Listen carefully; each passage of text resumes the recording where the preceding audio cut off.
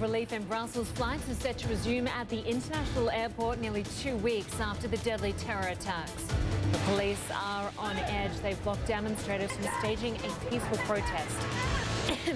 And in India, arrests over a horrific bridge collapse as the death toll continues to climb. Hello, I'm Lynda Kinkade, and this is CNN Newsroom. Thanks for joining us.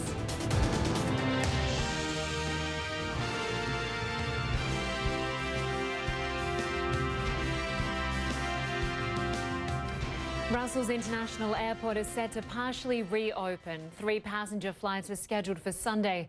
It's the first time since suicide bombers struck the airport's departure lounge, killing 10 people.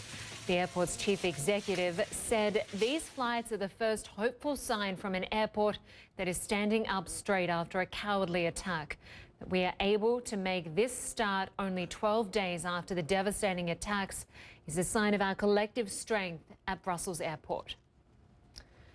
Now, police in Brussels have arrested around 140 protesters today for defying a city-wide ban on all demonstrations. Alexandra Field joins me now from Brussels. And Alexandra, you've just witnessed some dramatic arrests in the neighbourhood of Molenbeek. What happened?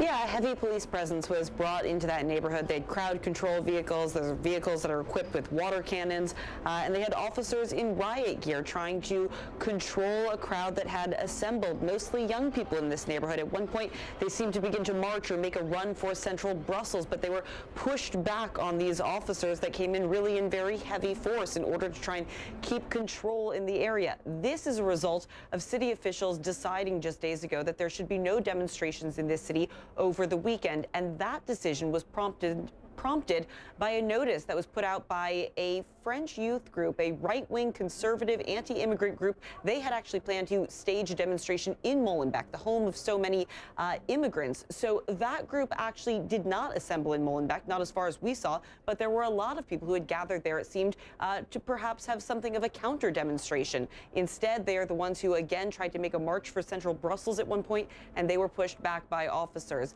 In total, throughout the city today, we're told that at least somewhere in the neighborhood of 140 arrests were made. These are people who will face a civil administrative charge. It essentially amounts to some detention and a fine for failing to follow that order not to demonstrate or protest here, Lynda. And Alexandra, they weren't the only protesters. Earlier in the main square, there's also protesters there facing off against riot police. Right in central Brussels in Place de la Bourse, which is the spot that you've seen for more than a week now. It's the place where people have come to memorialize the victims of the bombings at the airport and the subway station. Earlier today, we saw people convening in the Place de la Bourse, which they have done really day after day.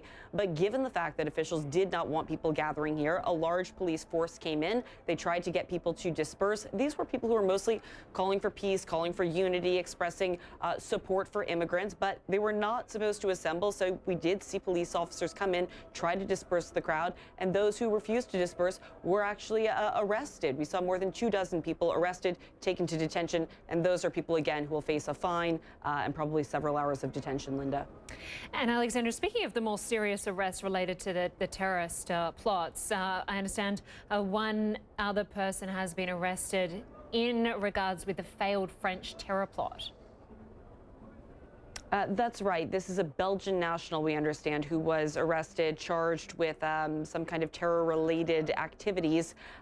This is a person who was identified by investigators who had been looking into another case. Investigators who had already arrested someone in a suburb of Paris and charged that person with planning to participate in a terror plot that never unfolded, fortunately. But the fact that these raids are going on, the fact that this investigation is ongoing, the fact that there are still more people whom police are looking to detain for possible terror-related activities, that's the reason they don't want people demonstrating in the middle of Brussels. They don't want to divert resources, security forces, to securing demonstrations and marches. They really want to be able to devote the time of these authorities to ferreting out anyone who could be connected to the terror cells that carried out the plots in both Brussels and Paris, Lynda.